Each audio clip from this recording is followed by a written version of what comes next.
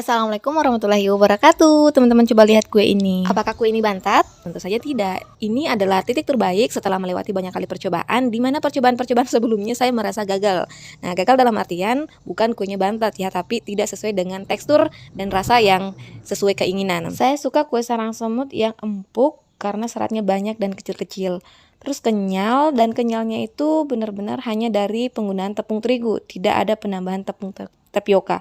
Karena pernah saya coba banyak resep, ada yang bahkan sampai 50% tepung tapioka, dan hasil akhirnya saya kurang suka. Bukan tidak enak, tidak bagus, tapi kurang sesuai di lidah saya. Selain kenyal, saya juga suka kalau teksturnya itu sedikit lembut. Lalu bagaimana caranya menyatukan kedua tekstur itu dalam sebuah potongan kue sarang semut? Ternyata itu ada caranya sendiri. Kalau teman-teman sekedar membeli, itu bisa dikenali dengan cara kuenya dipotong ya pastinya. Nah, terlihat lapisannya itu terpisah. Yang bawahnya itu seratnya rapi, lurus sampai setengah dari kue itu, setengah tinggi dari kue itu. Kemudian yang ke atas itu, dari tengah sampai ke atas, itu seratnya berantakan. Itu pertanda yang seratnya rapi itu kenyal, yang di atas itu lebih ke lembut. Kurang lebih seperti itu. Tapi kalau teman-teman ada waktu luang dan peralatannya memadai, semisal punya oven ya, bukan timbangan, karena resep yang saya bagikan di sini tidak perlu timbangan, hanya ditakar pakai cangkir.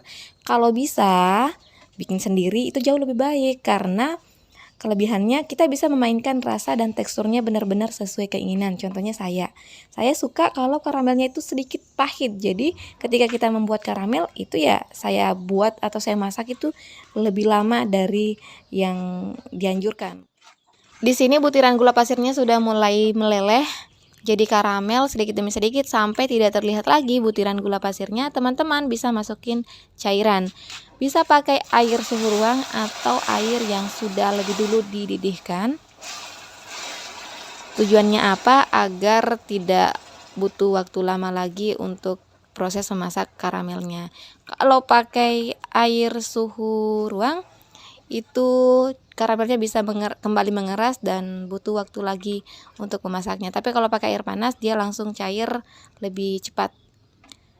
Dan yang pastinya masukkan cairannya itu jangan sekaligus, tapi sedikit demi sedikit sambil diaduk. Kalau begitu proses masaknya jadi lebih singkat. Setelah itu kita diamkan sampai dingin dan kita beralih ke bahan kering. Di sini saya ada tepung terigu, tepung maizena, dan susu bubuk. Semuanya diayak sampai menyatu. Dan jangan lupa ditambahin bahan pengembang juga sekaligus. Diayak, disaring agar butirannya lebih halus lagi. Selanjutnya, kental manis. Di sini bisa pakai varian coklat. Saya biasanya pakai varian coklat karena suka dengan coklat. Selain itu warnanya juga jadi lebih pekat, lebih menggugah selera. Tapi kalau teman-teman kurang suka, cukup pakai kental manis putih seperti ini. Dan ini ada margarin atau menteganya.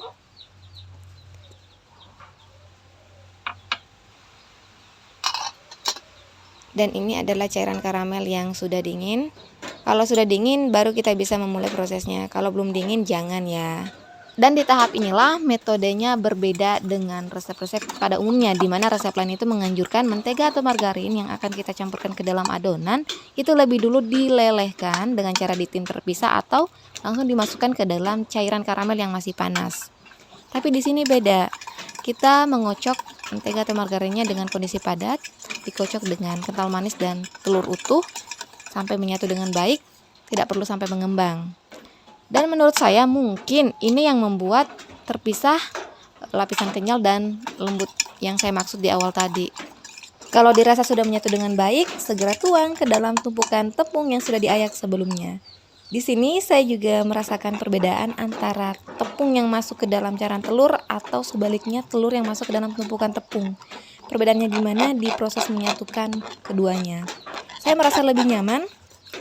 Telur yang masuk ke dalam tepung itu tidak banyak gumpalan, lebih cepat menyatu daripada tepung yang masuk ke cairan. Saya merasa butuh waktu lebih lama untuk menyatukan keduanya. Entah ini hanya perasaan saya atau memang seperti itu faktanya. Teman-teman bisa mencoba sendiri dan membandingkannya. Jangan lupa kabari di kolom komentar. Di sini cairannya sudah masuk semua, dikocok rata dan siap untuk dipanggang. Tapi lebih dulu harus kita saring lagi untuk menghindari gumpalan-gumpalan yang kemungkinan masih ada. Jangan lupa loyangnya dioles dengan margarin, bisa juga dengan menaburi tepung terigu tipis-tipis, atau bisa pakai olesan khusus yang dijual di toko bahan kue.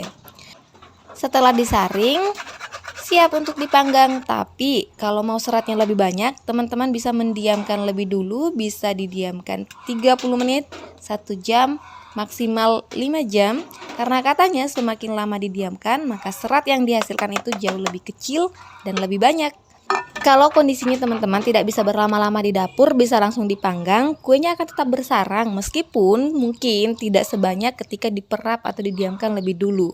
Dan yang pertama juga, kondisi bahan pengembang itu masih aktif, itu pasti bisa bersarang meskipun tidak didiamkan. Tips berikutnya untuk mendapatkan lubang yang banyak pada kue sarang semut ada di proses pemanggangan, dimana ketika kue kita masukkan ke dalam oven, tutupnya jangan langsung ditutup rapat, tapi dibiarkan terbuka kurang lebih 1 atau 2 cm dengan cara diganjal dengan sutil selama 30 menit. Kita biarkan gelembungnya terbentuk, karena ketika gelembungnya ini pecah, dia yang akan membentuk lubang. Semakin banyak gelembung yang dibentuk, maka semakin banyak pula lubang pada kue sarang semut. Setelah 30 menit baru ditutup rapat. Kenapa saya percaya metode ini? Karena saya pernah dagang martabak manis, di mana saya pernah coba membandingkan 2 cara. Yang pertama, saya masukin adonan kemudian langsung ditutup. Yang kedua, saya masukin adonan tapi tidak langsung ditutup, tapi dibiarkan sampai terbentuk banyak gelembung. Saya taburi gula pasir baru ditutup sampai dimasak hingga matang. Ternyata hasilnya berbeda. Cara yang kedua itu menghasilkan serat yang banyak daripada cara yang pertama.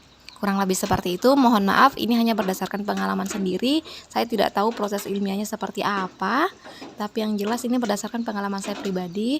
Bukan berarti dengan tidak mengikuti cara itu kemudian tidak menghasilkan serat, tidak berlubang. Tidak seperti itu ya teman-teman. Ini sifatnya hanya sharing berdasarkan pengalaman. Kalau teman-teman ada pengalaman lain, silahkan kita berdiskusi di kolom komentar. Cukup sampai di sini. Semoga bermanfaat. Barakallahu fikum. Sampai jumpa di episode berikutnya dengan versi terbaik. Bismillah. Wassalamualaikum warahmatullahi wabarakatuh.